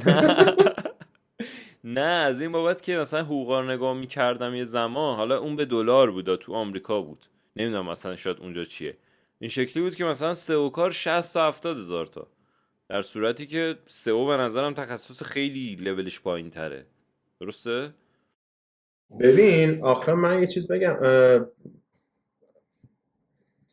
اینجا تو باید هزینه کردت هم ببینی دیگه. خب مثلا شما سالی 40,000 تا اینجا در بیاری، همین الانش با کم کردن مالیات و همه این داستانا ماهی 2500 پوند دستتو میگیره. و تو اینجا ماهی 2500 پوند حتی خانواده‌اش هم زندگی خوبی داره، خونه‌شو داره، ماشینشو داره، خورد و خوراک خوبشو داره، تفریحشو داره، اشغالش هم داره. از اون نظر، از نظر کمی و زیادی مبلغ اگه میگی اینجور نیازه تارگت میکنی که میگم ماشینم هستش، ماشین خوبم میتونی بندازی زیر پات. یعنی مثلا ما 300 400 تا میدی، یه توییتای خیلی خوب میگیری زیر پات میندازی، خیلی خیلی خیلی ولخرجی کنی، ما 700 تا میدی یه بنزی، BMW، آودی چیزی میگیری زیر پات. تسلا خیلی زیاده، من حال نمیدونم، اون آودیا خیلی خفن ترم. آره. آره. ولی داشتم اونو، من تا یادم نرفته من بگم، زده بود سی آر اسپشیالیست، بعد من چیزشو خوندم، ریکوایرمنتشو داشتم میخوندم، یه بخش زیادیش سر این بود که آقا شما یه درک به شدت قدرتمندی از تحلیل دیتا داشته باشی، از پروداکت و فنی، یعنی ساید مارکتینگ رو خوب بلد باشی، استراتژی رو خوب بلد باشی، پرفورمنس آگاهی کامل داشته باشی، بحث باجت الوکیشن رو خیلی خوب بتونی هندل کنی، درک دیتا، تحلیل دیتا ویژوالیزیشن، کار با ابزارهای گزارش سازی رو کامل مسلط باشی و بتونی کاستومر جرنی دیزاین هم داخل سایت بکنی و بتونی از نظر یو آی ایکس هم چیز بکنی. یعنی مثلا یک صفحه ریکوایرمنت داشت، خب دیگه ببین اون منیجر داستان بود، لول مثلا توی لول مدیر مارکتینگی یه همچین لول جنرالیش، ولی خب سطح دیتیلی که میخواست اینطوری بود که آقا قشنگ اینجا با قیدای مختلف میزنه که آقا اینا رو اکسپرت باید باشی، اینا رو باید تسلط کامل داشته باشی، یا مثلا با یه سری چیزا آشنا باشی. اینو 10-15 تا گذاشته بود که شاخصاش ترکیبی از شاخصهای دانش چنل ها بود. تو چنل ها رو خوب بشناسی، پی پی سی چنل ها رو خوب بشناسی، بهینه‌سازی ها رو بلد باشی، باجت الوکیشن رو خوب بشناسی، بحث استراتژی و کاستومر جرنی رو خیلی خوب بفهمی و بحث‌های مارکتینگی، حالا تدوین مارکتینگ پلن و یه مقدار دانش برندینگ، و چون این پوزیشن کنارش من دیدم داشت برند منیجرم میگرفت و اون هم کنار این بود، ولی خب میگم آقا تو باید دانش برند هم داشته باشی، استراتژی کامل بدونی، مارکتینگ رو بدونی. داشتن مدرک آکادمیک مرتبط به مارکتینگ رو خیلی بولد نوشته بود که آقا اینو باید داشته باشی و اونو من دیدم سیارا رو گذاشته بود و موقعیتش هم تو منچستر بود. تو منچستر شما حقوق بال 55 هزار تا حقوق فوق العاده ایه واقعا. من بالاترین رنج حقوقی که دیدم 65 هزار تا به بالا بود که واسه سی ام او بود. پوزیشنش خیلی، یا شرکتش خیلی خفنه یا پوزیشنش احتمالا خیلی خفنه. هم جفتش، این جفتش بود.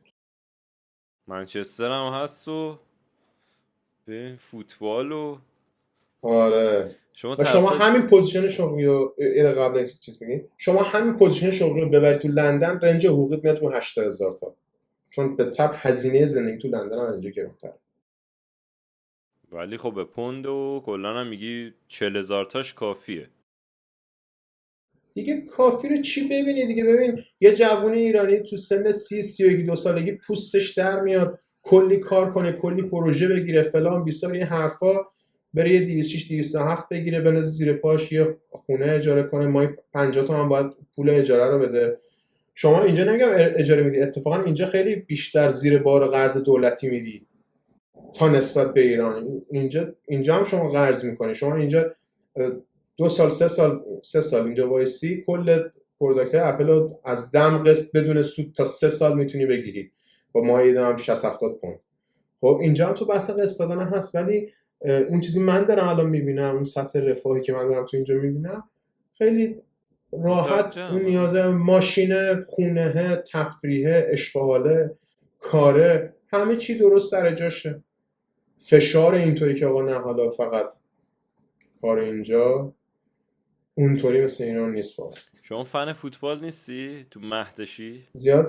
زیاد فوتبال نیستم، ولی اینجا لیگ شروع شه قصدم یه اولترافورد برم. آره. طرفدار کدومی شما؟ فکر کنم شهرتون تیم خاصی نداره. نشده. خب آقا کدوم شهر؟ من سالفوردم. خب اینجا سالفوردم. تیم پریمیر لیگی ندارید شما؟ تازه میخواد امسال مثل وارد پریمیر بشه، مثل اینکه چیه ساندرلندی چیزی؟ نه سالفورد.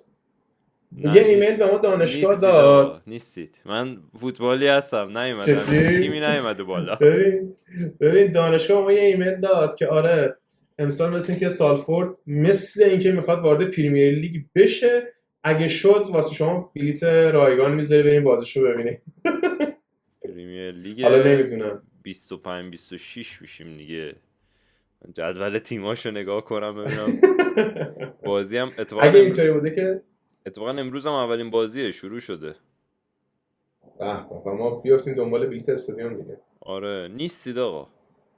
نیستین؟ نه شما همون فعلا دست دو رو اما بازی محلی اتفاقا اینجا پارک مارک بزرگ هم زیاد داره، همین تو این پارک مارک ها بچه فعلا صفا. لیگ محلاتو بغل کنید ایشالله فصل آره. بعد چیز.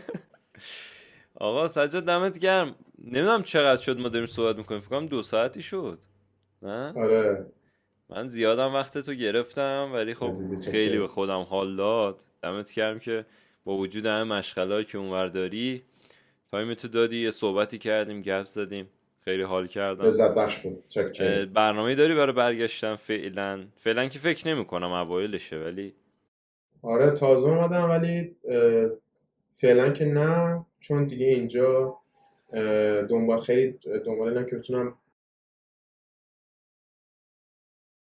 توی حالا خود منچستر دارم واسه یه ذره فشار دانشگاه کمتر شه، به واسطه گفتم کاری که بچه‌ها کردن کشوری اومدن، یه ذره دانشگاه داره سفت و سخت میگیره و یه ذره اونو خیال مبادش راحت تر شه. پلن همین الان واسه کار دارم اپلای میکنم، ولی خب جدی ترش میکنم که بتونم اینجا کاربار رو اینجا راه بندازم. تو فکرم هست که اینجا واسه یکی دو تا شرکت هم که سرمایه گذارن یه یکی دو تا بیزنسی هم واسه من فرستادم. حالا تو مرحله بررسیه، ببینیم خدا چی میخواد. اگه اونو به این نقطه خوبی برسه میشه روش امیدوار بود که حالا مثلا بتونم برم سمت ویزای گلوبال تالنت، یا دیگه اگه نشه همینجا ویزای کاری بگم. پس یعنی تو فکر استارتاپ و اینا هستی؟